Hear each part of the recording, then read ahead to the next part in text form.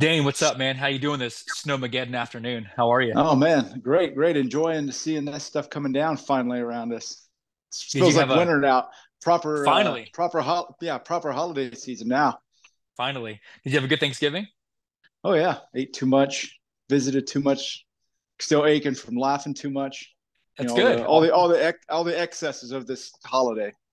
Can't go wrong there, man. I spent some time with Daisy and the girls doing four-wheel Yeah, riding. I rode some Polarises, had a little paintball fun. I'm not yeah. afraid to say I use my kid as a body shield for paintball. Not gonna lie. So I did Uh, win though, so that's what matters, I was gonna say, are you sore from maybe diving around a little bit too much there? A little bit, I'm not 25 anymore, so before we bring on our guest, Dean, I had a new segment that I wanted to bring to you. Consider Yeah. it's called "Who Wore It Best." This is just for Mm. you and me to talk about, and I'm going to put these out there so the fans are welcome after they see this to kind of commentate. So, Dane, there's a All very right. important piece of fashion icon in the rock industry, known as the mustache. It's very powerful. It commands Oh yeah, respect. Everyone yeah. should have one.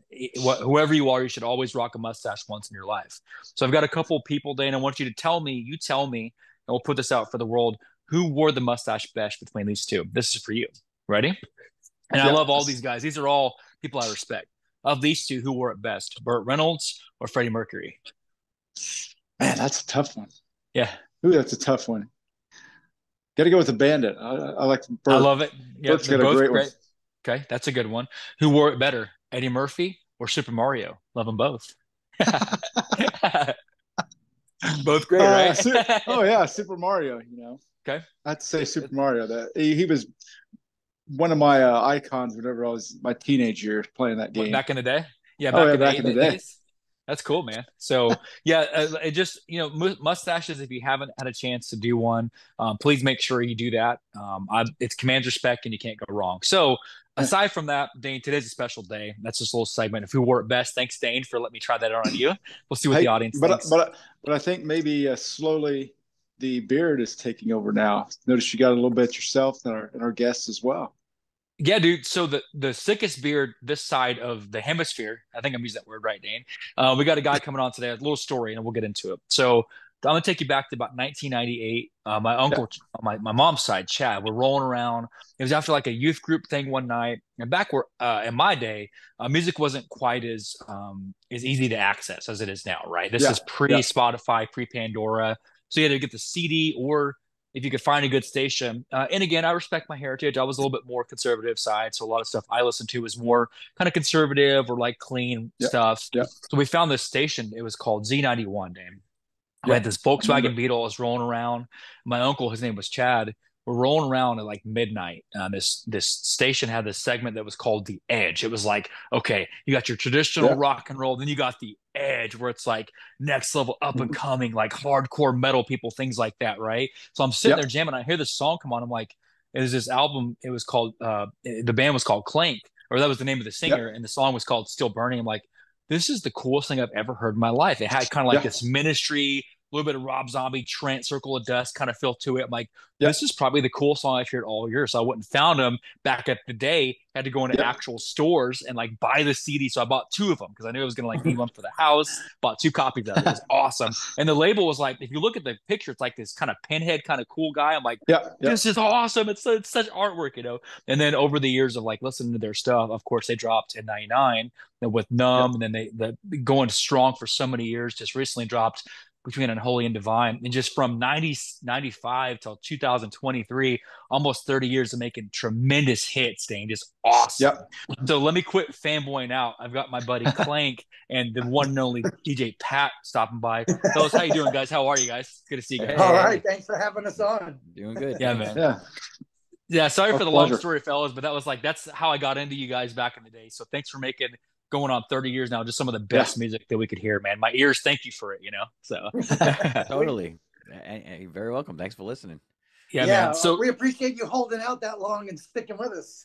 oh, as I say, guys, what I've learned about people like yourself, and Dane will attest to this. Yep. I'm 37, Dane's a couple years older. Every good musician at least either started or was influenced by something in the 90s So it's very clear why you guys are among the elite group. You started in the 90s, so it's where it is. Absolutely. Yeah, So we were five. We were five when we started. there you go, man. I love it. So way to go, man. So we're gonna jump into some questions. This first one's for Clank, and Dane and I will go back and forth. So Clank, taking me back, man. Obviously, before obviously Downside, Still Burning, and all these amazing hits, dude, throughout the decades of awesome music. Maybe a single, maybe something you're working on.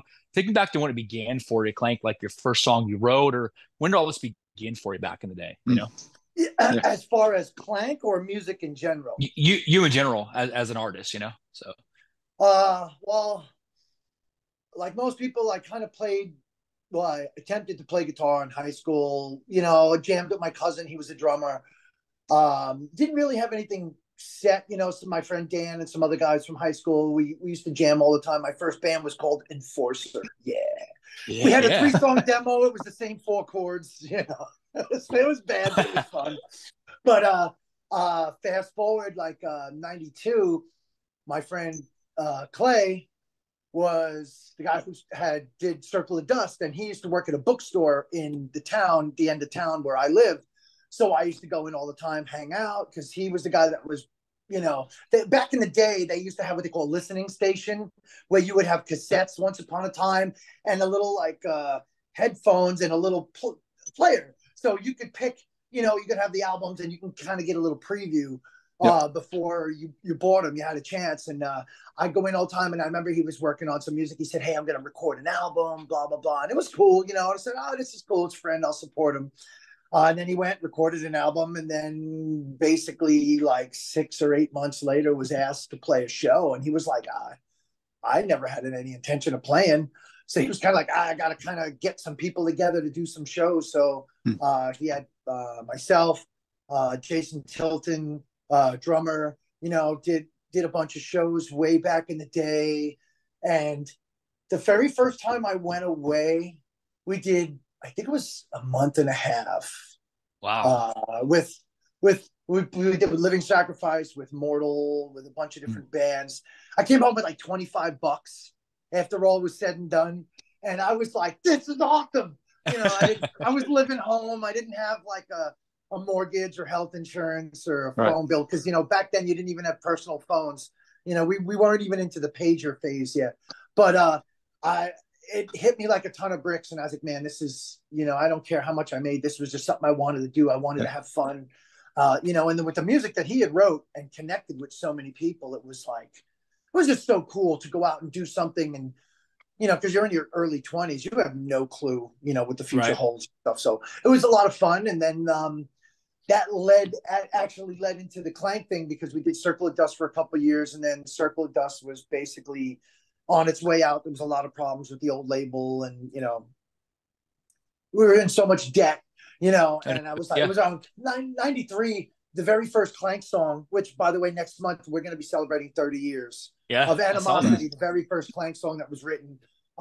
So to be able to go out and still play music and do all that now, all these years later, it's just so much fun, you know, to still write, to record, to get a chance to do something, and then actually, you know, Pat and myself, we will say, you know, we'll do this as long as it's fun and as long as people get something out of it. And for us, it's like, it's just really cool that 30 years later, when we put out something, people still write back and they go, man, this hit me right where it needed to be, you know, hit me in the feels. I can always count on your music to take me on this audio landscape, and your lyrics to kind of poke around in my head. And it always seems, you know, we have a lot of people that seem that they have, in the cycle of life, how, you know, you have your good seasons, your bad seasons. It's like a roller coaster, you know.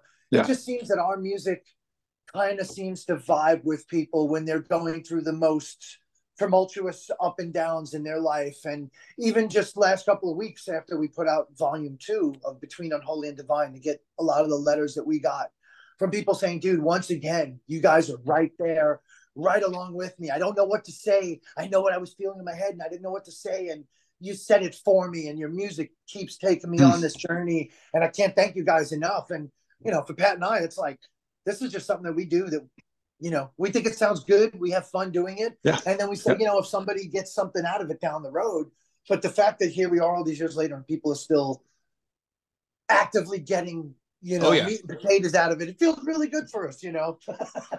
I told you, man, when I hit you up, dude, because before you take two, and by the way, man, it's cool now because I showed my daughter, obviously she loves Downside because now I'm my 30s and my kids now listen to you. So the reciprocation, right? You know, you and Pat, like the next generation, she loves what you do at Downside and she's a big fan of Disengage. We both listen to Disengage still all the time. She's like, Dad, no, this is not right. Necessary. Then we gotta hit it, like play Fortnite to it, so we just kind of get going. So it's like, dude, this song is so kicking, you know. So I knew you were with Seldor, or not Seldor, excuse me, with Circle of Dust. That's cool, just to kind of hear that where that came from too, man. Yeah. So Dane, help me because I'll fanboy out. Dane, keep me on track, Dane. Yeah, I had a couple of kind of a two-part question for number two. I was going to ask Pat, what is it back in the day when you guys finally came together to start making music? What is it that endeared you guys to each other?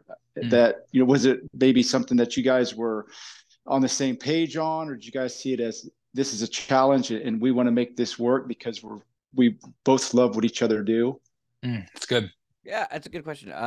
Yeah, we started as friends. It's funny, like Klank was in Circle of Dust at the time. I was in a thrash band called Toxic Shock at the time. And that's how we met. We were both the de facto promotion guys for our bands as well. So we were always out every weekend, every show there was, and we just ended up running into each other constantly every weekend. And then we just started talking, and then we hit it off as friends. And it was actually pretty comical that every weekend we'd be like, I walked into like this club, I knew I was gonna find Klank there, you know, and it was never the same one. It was always different places. So we were always out. So we had the same mindset right off the bat with promoting our what we were in at the time. Right. And then he was getting ready to do a tour, and he had Clay was supposed to do from Cell Dweller was supposed to do the live backing tracks for him in some studio, and he couldn't do it. So he just called me up. He knew I had a small studio, and he's like, "Hey, I'm in a bind." He's like, "Can you help me out?" And that was the first time we ever did anything musically related, you know, other than just, you know, talking. And it was just like instant, like we hit it off.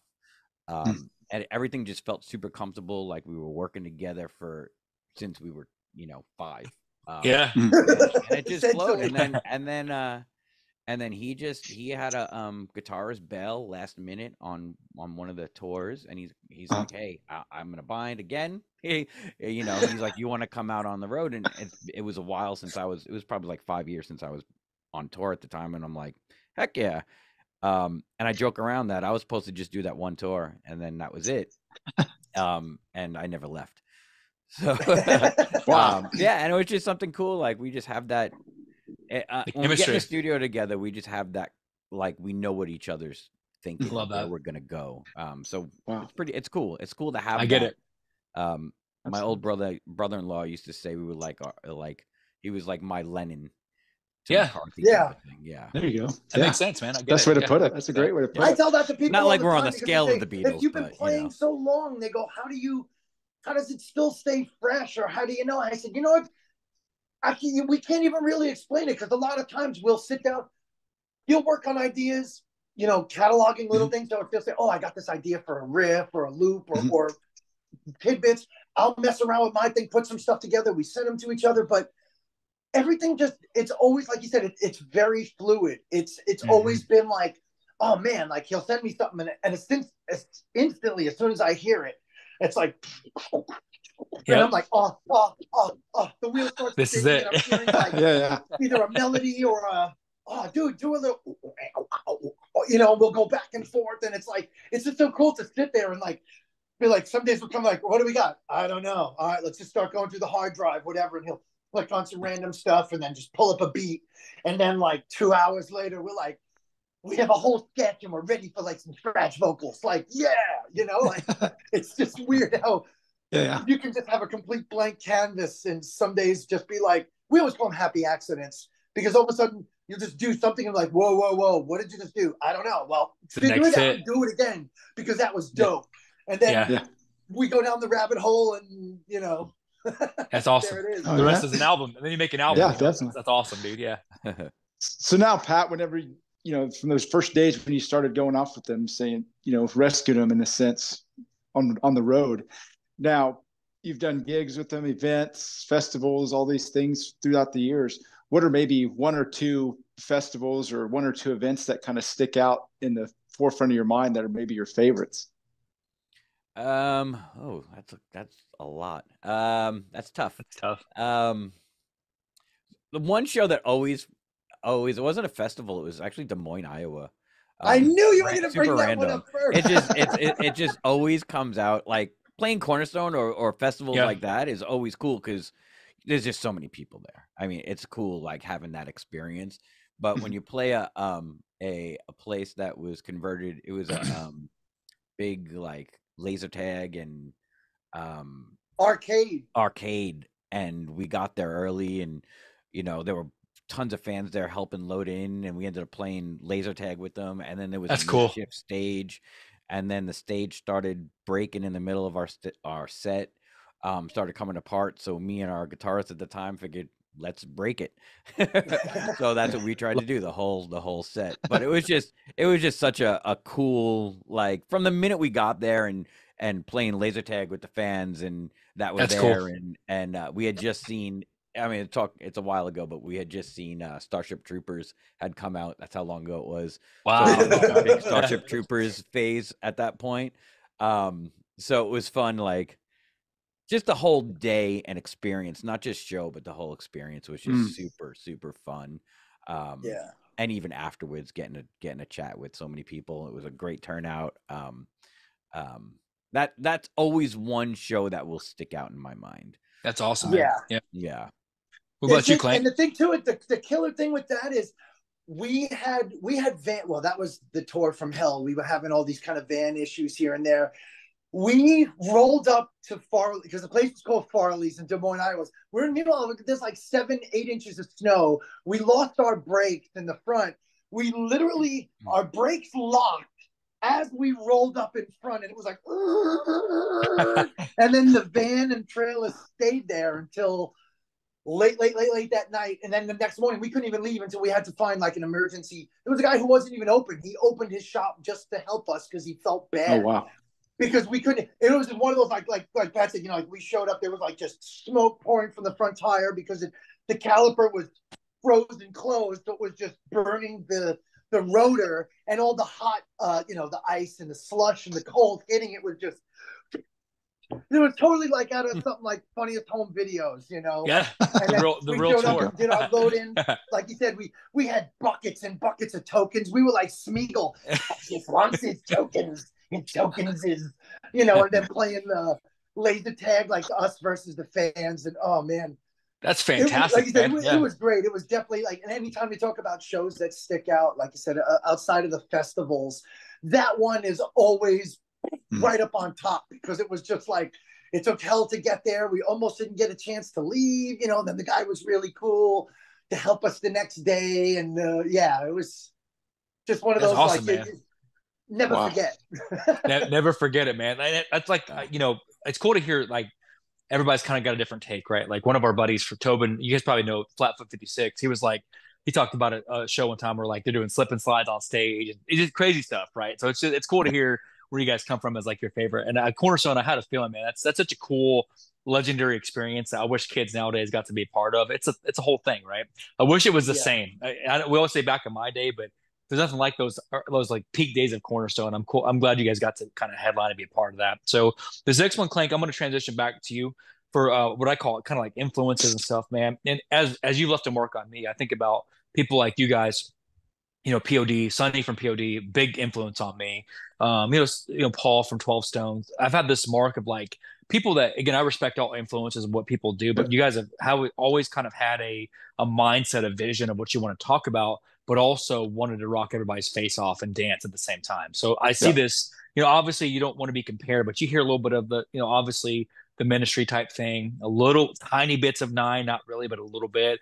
There's got to be maybe a couple influences on you guys, man. I'm curious, like, and maybe both of you want to take this, but Klank, go first. There's been a couple people that have influenced you as an artist, if you will, Yeah. Well, see, the crazy thing too is individually we have such a vast, like, listen, like everything. I was joking. I say I like pretty much everything from ABBA to Zappa. Right. You know, I grew up like I'm a child of the '70s. I was born in '71, so growing up, it was the Cars, Electric Light Orchestra, '70s prog rock. You know, lots of Kansas, lots and lots and lots of Kansas and ELO. And then over the years, it was like I loved King Diamond. Clay's the one who had introduced me to Ministry the first time. I had heard, you know, some Ministry, and then he turned me on to Nine Inch Nails. Pat and I are really big into like Depeche Mode, God Lives Underwater, Stabbing Westward. You know, we had gone to see, like we were talking about the heyday of electronic music. We had gone to see all those bands, big venues, tiny, tiny, tiny clubs with just a hand, less than 100 full of people, 100 people in there and stuff. And just that's the kind of stuff. We've always pulled from our influences, but trying not to sound like anybody. You know, like we love Prong, we love Machine Head. You know, and Pat was always super big into like, you know, the whole Bay Area thrash scene, anything that had those, you know, those really grindy guitars. That was the stuff that, you know, you really dug. So we tried to put our stuff out, which kind of has a blanket of all the influences sucked in without sounding like anyone in particular. You know what I'm saying? Like you can be influenced by Rammstein, but don't sound like a carbon copy kind of thing. No, I get you. Yeah, man. And I think there's definitely the lyrical content, because I don't think anybody writes like you guys. Because again, the scene, you guys came from the '90s scene, best generation of music ever. I don't care what anybody says, I do not waver from that. Best starting point for any musician, '90s. Alice in Chains, we could go on for days. The highlight of Depeche Mode, even Duran Duran. I could go on for hours. But that is definitely like seeing the scene of which you guys came from. But your writing style, nobody writes like you guys. So is it more? Do you guys tag team the lyrics? I'm curious. Who does most of the writing? Because I love your style. It's prolific, you know? So. Well, I do all the lyrics, but the thing is like, I'll have like my notepad or whatever set up, and we'll go into like work on a song and like demo stuff out. And I'll tell like Pat and I'll sit and I'll say, okay, hit play. And this is how we normally do it. I'll say on the verses, I want to have this kind of inflection. I want to do this in the pre-chorus and the chorus. Picture this with 2 or 3 vocals. I try to kind of like lay it out. And then I'll have a couple of questions. I'll say, okay, in this line, this is what it says. Da, da, da, da, da, da, da, da. I'm torn between what do you think sounds better? Because Pat has a great production ear for that kind of stuff too. I go, this is what I'm kind of trying to say, but this is this is the 2 things between that I'm teetering on. Should I say this or should I add this word? And sometimes I'll say, oh, I like what you had first. No, do this. Or what if you kind of flip it around on here? So like I do the bulk of it, but a lot of it is like I'll you know, Pat's a great the yin and yang to say, hey, dude, I'm with you. Yeah. Does this sound redundant to say it like this? Or how can I say this without it sounding so simple or whatever? And he'll say, oh, try blah, blah, blah, blah, blah, blah, blah. You know, and then we'll do it. And then we're like, what do you think? I think that's great. I think you should do it 3 more times and layer it. Now, go. You know? I love it. Always tag teaming together, man. I love it. You guys are a tag team. Pat, did we miss any bands maybe that I know Klank was kind of exploring some of the scene? Anybody we missed, Pat, from your angle, like as guitarist and producer that you listen to, Pat, or influence you? Debbie Gibson, was that mentioned? Spot on. I love it. Let's go. No, Tiffany. Mad Tiffany? respect. Let's go. Yeah, I agree everything he said. I tend to go more producer based now. A lot of producer based, but yeah, I mean, like you hit it, Duran Duran, all that old stuff. I'm a huge like old new wave, you know, fan. Yeah, Machines of Love and Grace. Once I started getting into like early '90s, I started getting into electronic stuff more and more. And that was all like Machines of Love and Grace type stuff. Depeche Mode, that's when I really started getting into Depeche Mode. And then once I got into electronic stuff, like you can see behind me, there's just you know, it was all over. It went from being Mr. Guitar Thrash guy to I'm gonna sell my guitars and buy keyboards. I love it. And more keyboards. Keyboards. That's cool, man. You know, it's cool. Dane and I mentioned this, Pat and Klank. Like, I wish, and again, I found myself being that guy that now says back in my day, right? And I say that all the time now. Dane's funny. I never thought I'd be that guy, but there's something we said about being able to put on an album, whether it is a Klank album or Duran Duran or Depeche Mode, like driving across the city, driving across the state. Kids don't have that. The TikTok generation and Spotify, they can't like pop a CD and Dane, like just listen to the whole thing. You're missing the whole feel of it, you know? So they don't have the attention span.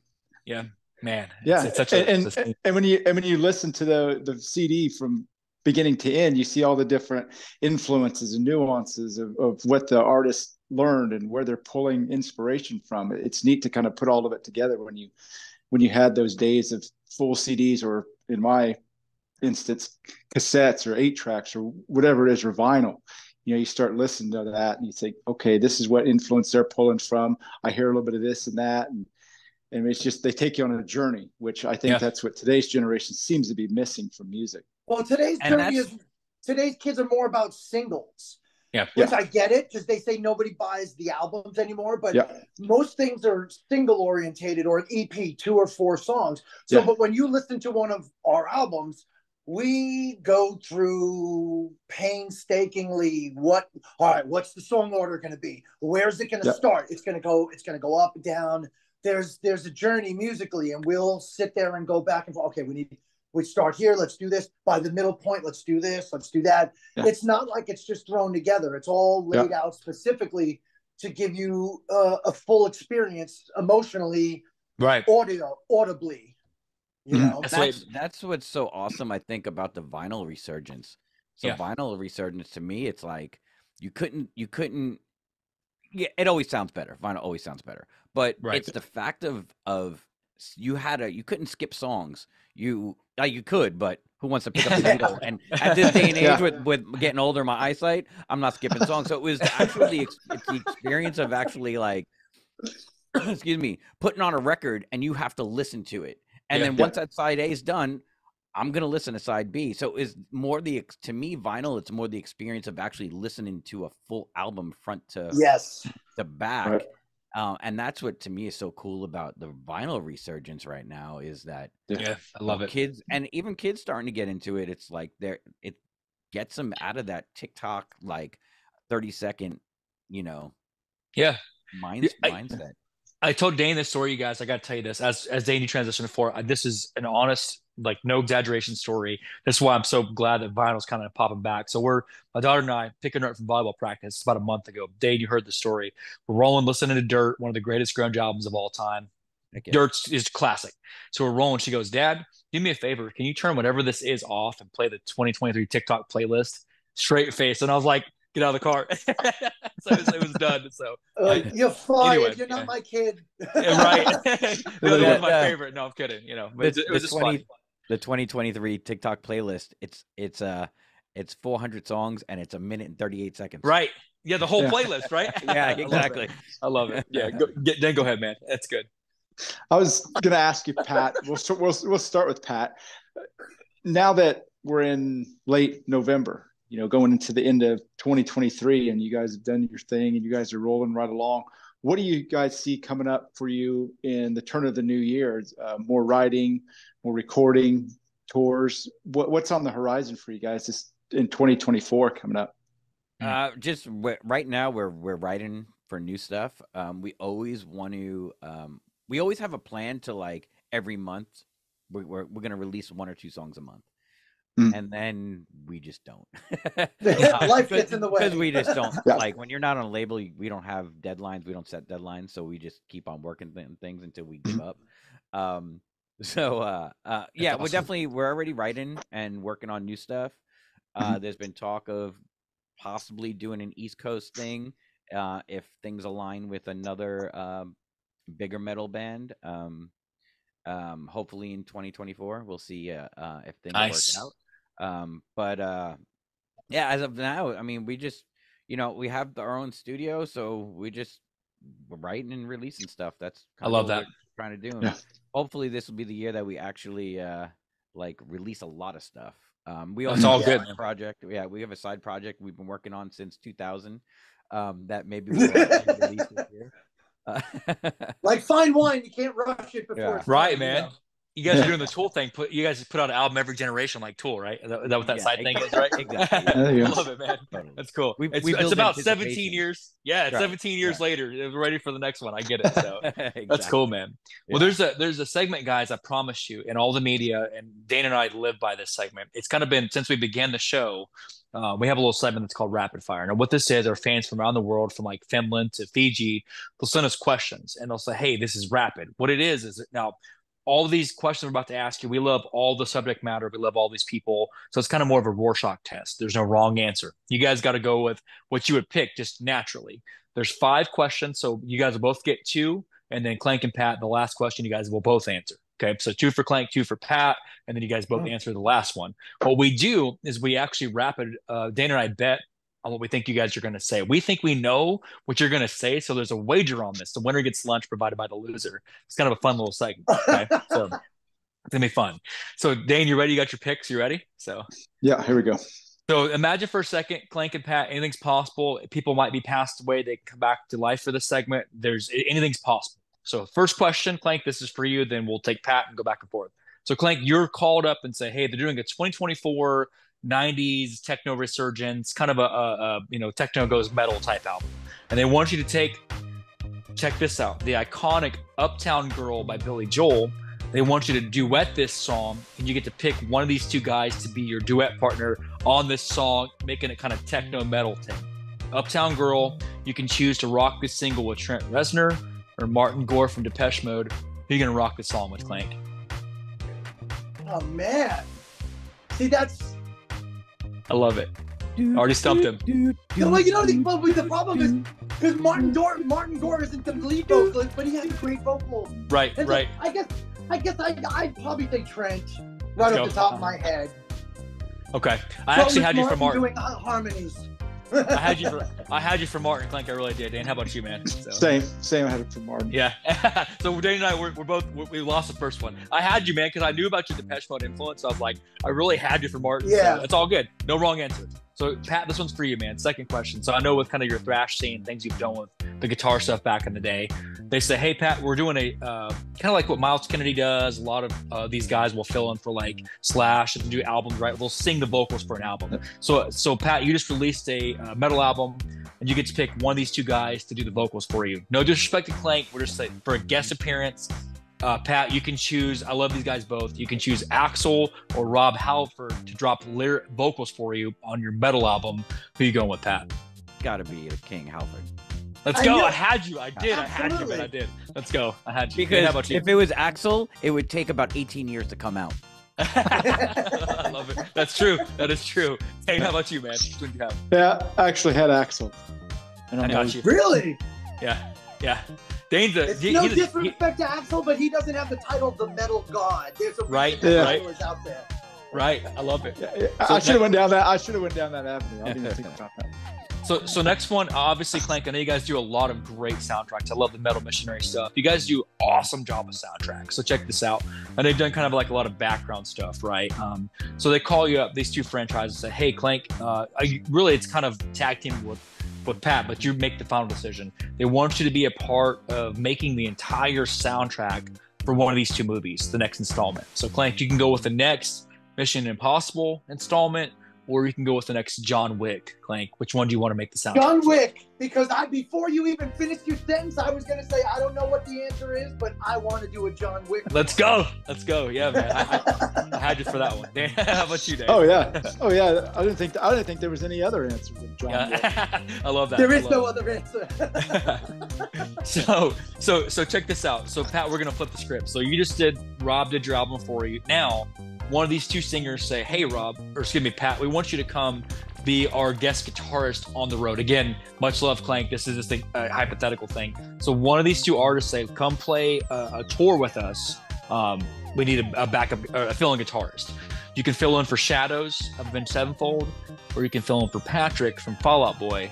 Pat, which one are you going with? Oh. Can I choose neither? You can. You can. If it gun to my head, I would have to do Fall Out Boy. I just cannot deal with Avenged Sevenfold. I got you. Understood. I got you, man. Yeah, it's not your style. Yeah, I got you, man. Oh, no wrong answer, man. I love it. So final one. This is for both of you guys. So Klank, you'll answer first, and Pat, you'll answer second. Whatever reason throughout the years, music and like wrestling and adrenaline is always kind of connected, right? So you guys are about to do a tag team wrestling match. on WrestleMania 20, whatever it is, like WrestleMania 52, whatever the next 2024 one is. Pat and Klank, you guys are going to be doing a WrestleMania Tag Team Championship. Yeah. You get to choose your opponents, one of these two iconic tag team franchises. You guys can wrestle against the Road Warriors, hear me out, or you can wrestle against the Dudley Boys. Road Warriors, Dudley Boys, who are you going to wrestle against? The funny thing is, I know the names, and I went to WrestleMania 1 and 3 back in the day. Okay. I don't know who's in the Dudley Boys. I thought you were going to say something like NWA or something like that, but yeah, I got you. I don't know enough about either one to make a decision. The Road Warriors, the guys that kind of had like the little, like the Mad Max thing, that's the Road Warrior guys. The Dudley Boys, they had the camo. It was Devon and Bubba. They go on the top turnbuckle and they drop you like they wore the glasses. Road Warrior looking ones, probably. I got you. I had you for that. I had you. Pat, what about you, man? I would have to go Road Warriors just because they were so iconic back in the day. I got you. Yeah. Dane, did you have Road Warriors or who'd you have? Oh yeah, I had the Road Warriors. That was, did you have like one of their posters, didn't you, Dane? Like back in the day? Yeah, quite a few of them. They adorned my wall in the bedroom. Yeah, the cool little spikes and all that kind of the Mad Max. That's what I'm picturing in my head. The spikes and the One of them had a mohawk. Yeah. The football shoulder pads with spikes. Yes. Yeah. If you guys need like a theme for your next tour, there you go, Pat. You could rock the mohawk, and Klank, you could rock the shoulder pads. It'd be a cool little look, man. So, got you. I love it. Well, thank you, fellas. Like in the 80s fashions for the women with the very broad shoulders, like the business pantsuit that you look like a linebacker. You know? Yeah. My wife just asked me this morning what's going on with my hair. It looks like I have a mohawk. Let's go. The time is right, bro. I love it. There you go. Well, thank you guys. Hopefully in interviews you've had, that's a little different segment we call Rapid Fire. Thanks for being good sports, fellas. So Dan, I'll give it back to you for that final segment. Yeah, on this final segment, fellas, we call it open mic. I'll let this open for both of y'all, but we'll start with Klank. We have a lot of youngsters watching, that are hoping to be influenced by the things that our guests do. In your case, making great music. Is there maybe some words of wisdom you can give those that aspire to do some great things, maybe to help them along their journey, maybe something you guys have carried along with you that can maybe help them? That's good. Well, I could speak for myself and Pat in the respect that music has always been our individual release for things that we went through. Because I grew up, I came from a broken home. I'm youngest of 6 boys. So when I came home from school and the parents were feuding and it was like a world war in the house, I put on the headphones with the old school curly wire, plug it into my Victrola and listen to whatever vinyl I had. And that would take away all the problems. Music was always my escape, my happy place, and which is why when I finally started to play it and I saw what it did for me, creatively, expressing. A lot of people draw, they do poetry, they do graphic arts, they do painting, they do any kind of stuff like that. That's an extension of yourself. You're putting it out there.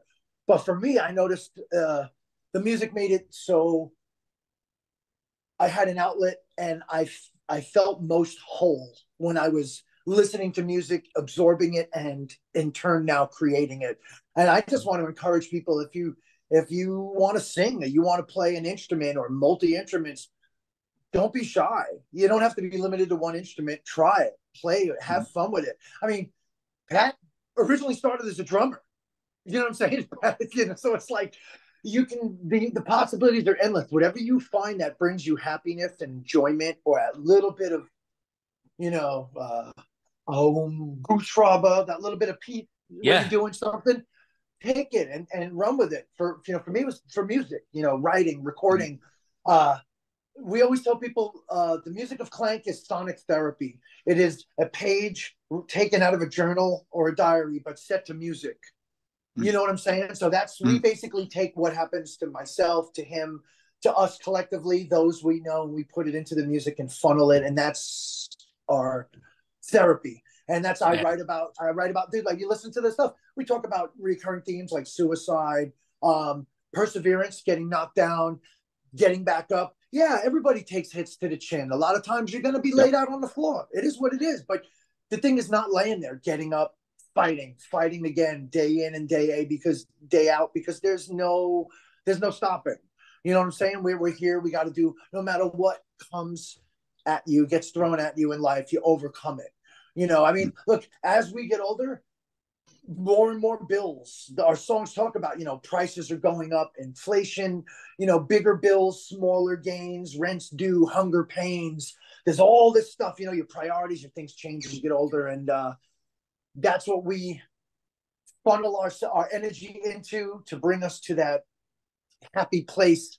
Yeah, man. To kind of coexist and do what we do. Because honestly, if I didn't have my musical creative outlet, I'd be dead or in jail, just because it's just how it is. So like I get to write music and express myself with one of my best friends, and we get to put our heart and soul into something.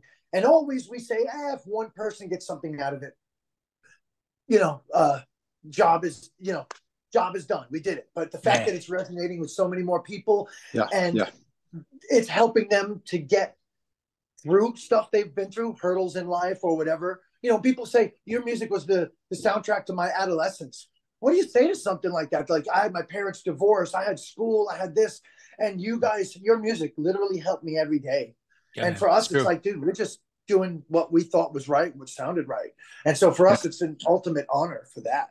Man, you know? man. Wow. Man, before I comment, Pat, I want to make sure I get you on that too, Pat, like, because I have some comments. But Pat, go ahead, man. What do you think? Kind of a message for the audience too, you know? I would just say, just do it. You know, this is a great age to learn a craft like music, like even whether it's music production, learning an instrument. You can find YouTube videos for free, all over the place, internet, and not just YouTube, just internet in general. You can, if you want to do it, do it. There's always going to be people, especially with music or anything art related, that is going to slag you and try to bring you down and say that your stuff is bad or they don't like it because it's such an opinionated thing. Don't listen to that either. I've been slagged so much for my music production, my writing over the years. Just keep doing it. You know, don't listen to other people. Stick to your guns. Everyone is going to be different. Be an individual. That's the one thing that drives me crazy with music now is everybody, even with the recording side, is nobody wants to learn the craft of actual recording. How to mic a drum set or how to mic this or why. Take the time and learn, and stick to it. That would be my That's good. Advice.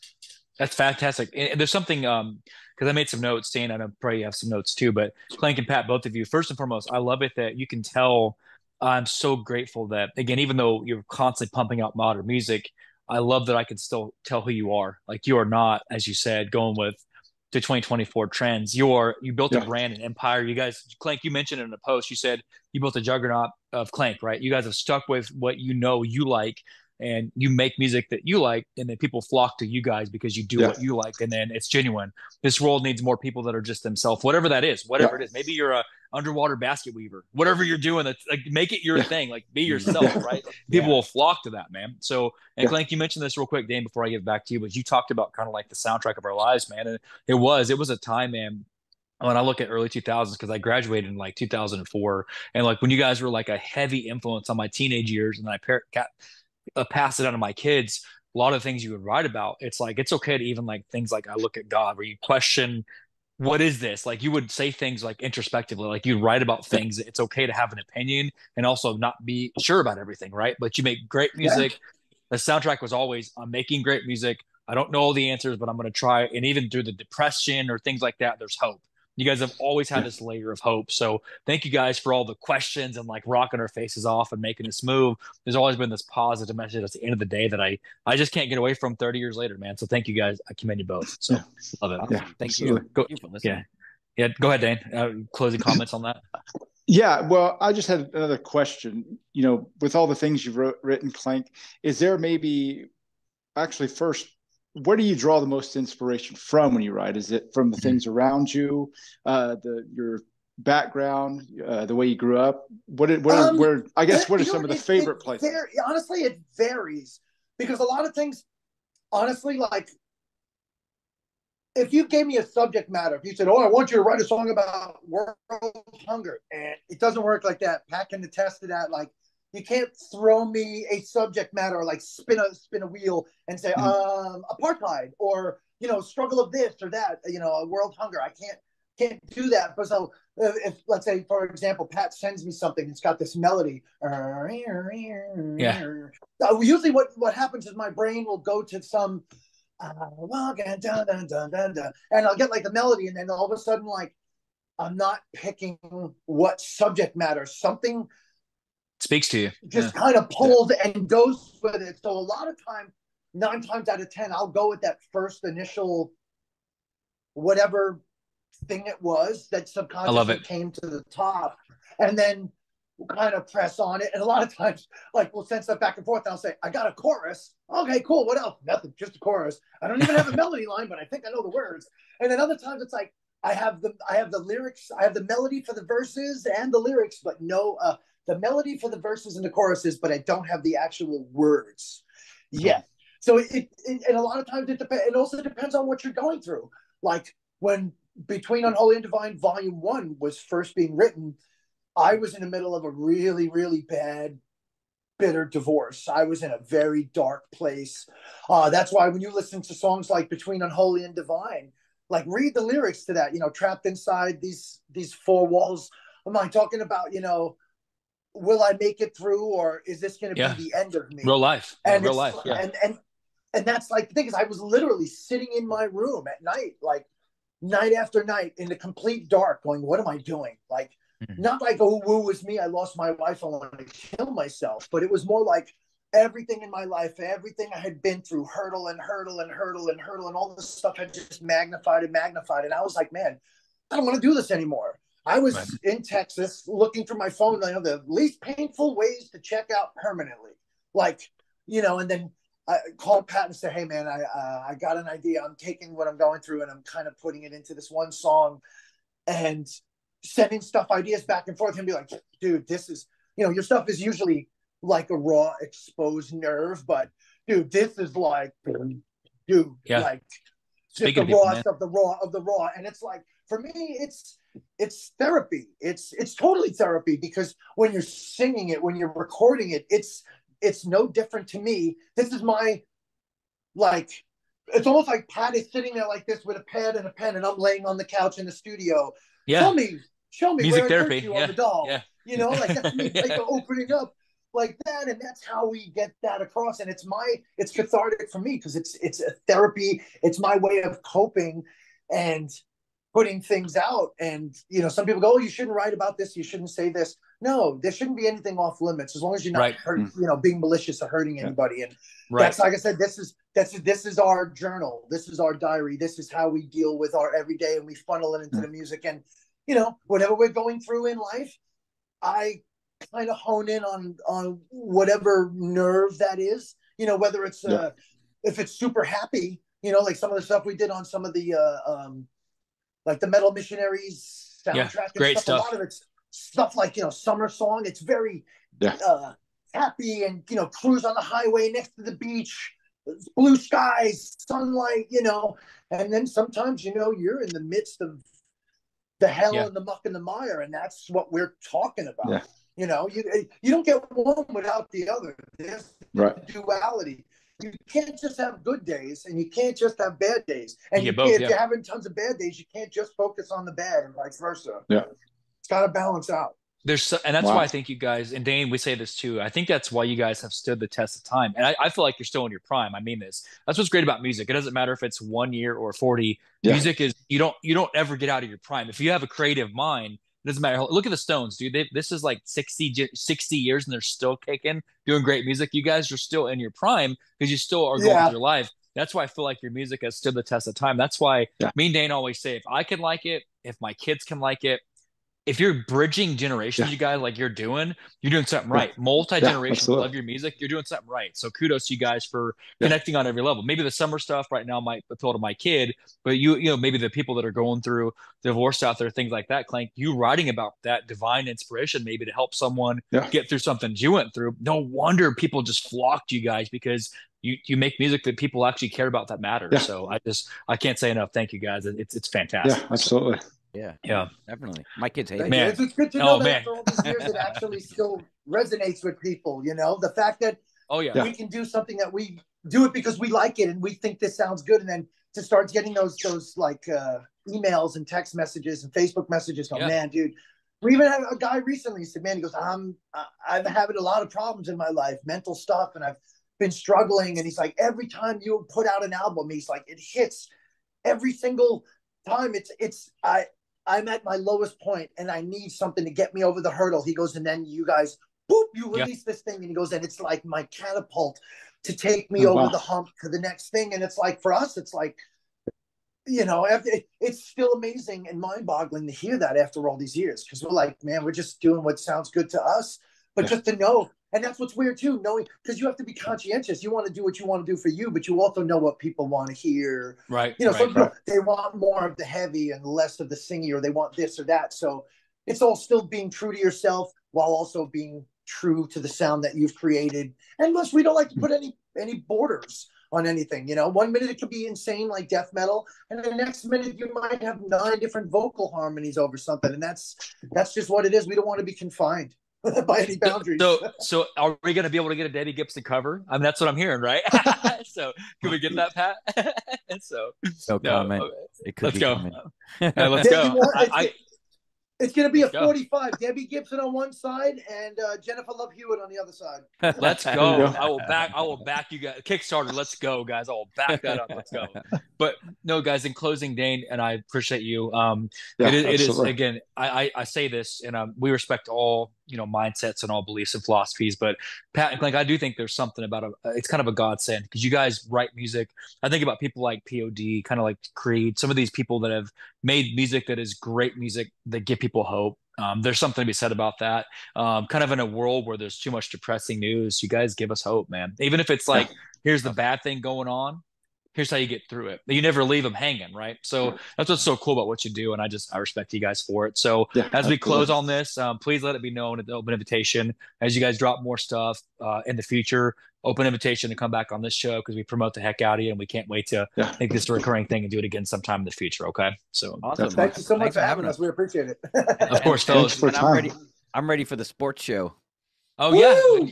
Yeah. Anytime we got a lot of people coming up. We do all sports. We do NFL, WNBA, Supercross, NASCAR. So you guys ever want to come back and just be a fly on the wall or help guest commentate, let me know, and I'll hook you guys up. I think Pat needs to be a guest commentator on one of your sports ones.